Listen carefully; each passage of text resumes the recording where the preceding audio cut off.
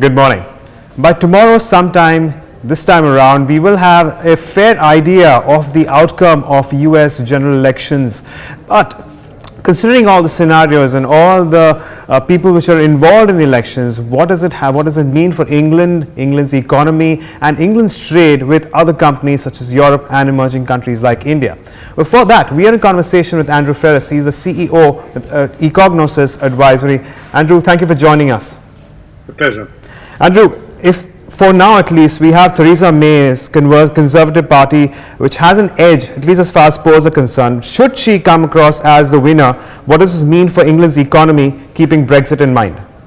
Well, we have to understand what does it mean winner, because polls indicate that she's very likely she will win the election. But of course, the whole point of having the election was to win it with a very substantial majority.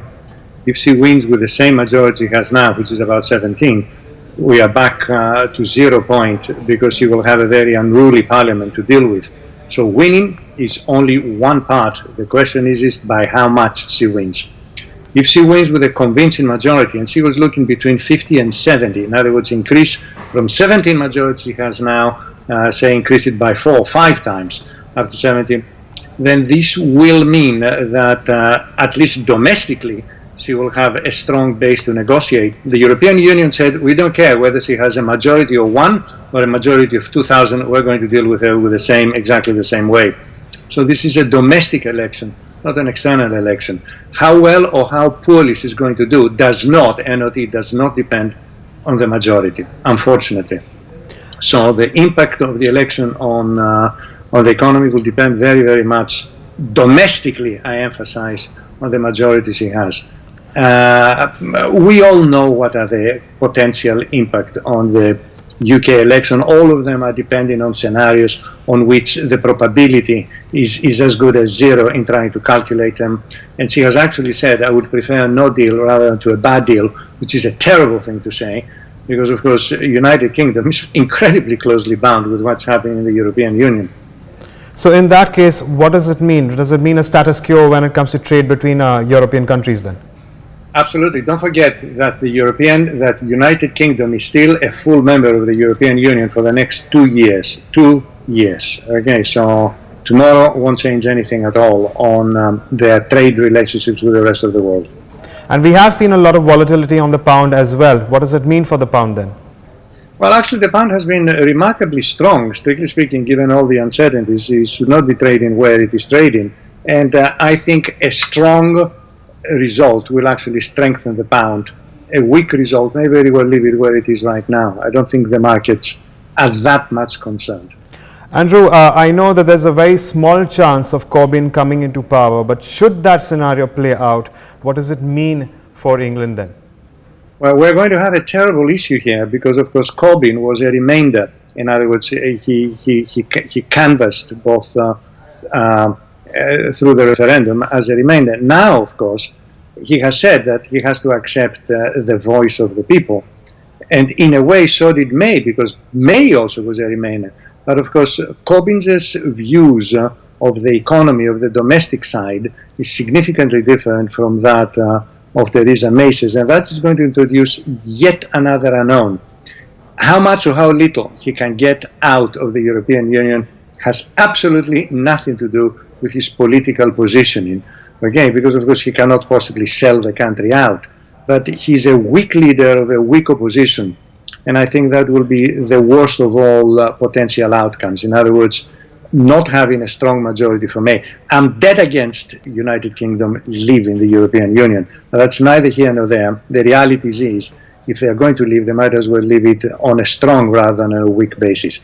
Hence, a strong majority of Theresa May should be an appropriate resolution. Also, a word on the kind of trade agreements that you expect if either leader comes into position, what it means for emerging economies like India. It means absolutely nothing. I have to stress that, because as far as India is concerned, remember, India is not an export-dependent economy. I don't know why people carry on thinking that the domestic economy of India is driven by exports. No, it isn't. Exports account for less than about 15 to 16% of GDP, at most 20. In the case of China, we're looking at 40 to 45%. It's an altogether different ball game.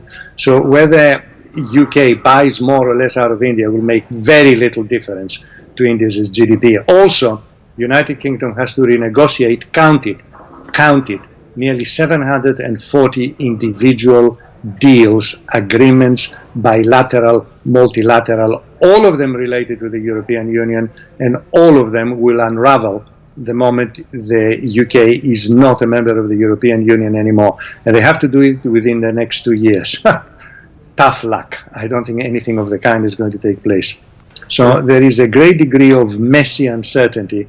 And as far as India is concerned, you can rest assured nothing is going to happen to India.